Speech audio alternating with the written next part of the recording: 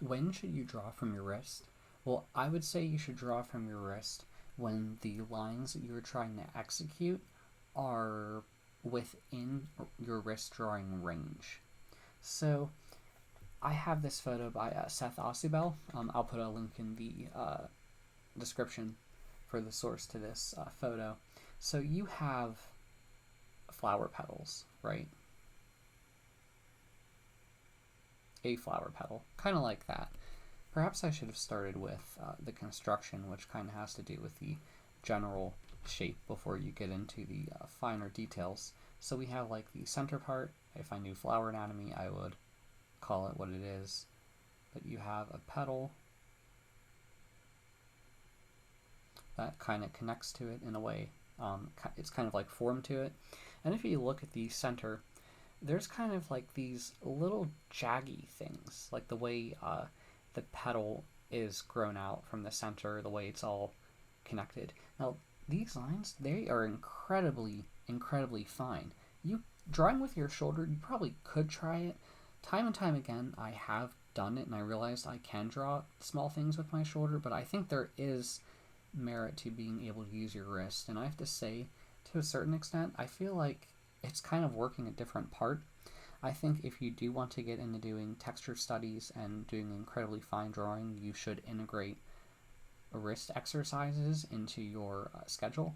But do you know that I feel like your wrist can get very tired really easily. Like I feel like you're putting a lot more strain on your body when you're doing it. But you know, it could be useful for things like these fine markings, texture especially. So I guess you do have to admit that you'll probably get better with it over time, but you do have to know that it is kind of an art in itself, and you kind of have to move your, like you pretty much have to move your hand to a different spot compared to keeping it in one place. Well, if you are familiar with drawing your shoulder, you could usually execute longer marks with your shoulder, and you kind of have, you're able to capture more big picture things, but it's really difficult to do that with your, like to draw really small things. Like I'll try it.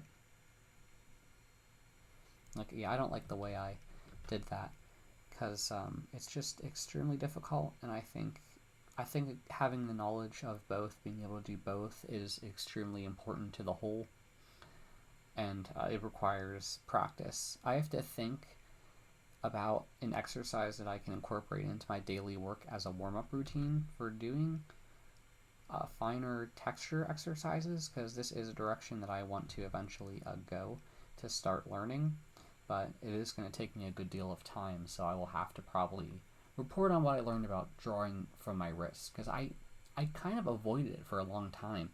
Like I haven't done texture studies for about, oh man, a couple years now.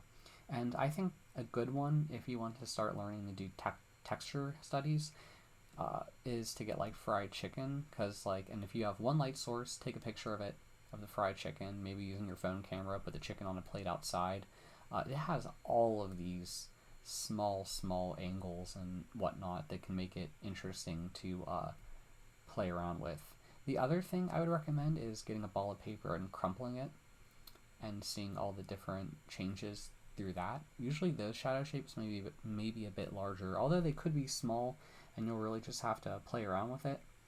The other thing is, if you do see lines that are fine but are a bit longer, I think in that instance you probably do want to end up using your shoulder to execute that mark, so you have a confident line. Because like small ones you can do, but if it's a longer line, it could be a bit difficult to get it smooth. So you may have to play around with it and see how it goes for yourself. Because who knows, maybe it is better for you to just use your wrist. Maybe there are marks you just want to use your shoulder for. I guess it's more of an art more than a science, and you'll have to go on your own journey to figure it out. Well, thanks for listening to this video. If you have a question, please leave them in the comments. If you like my channel, please subscribe. Thanks for listening. Bye.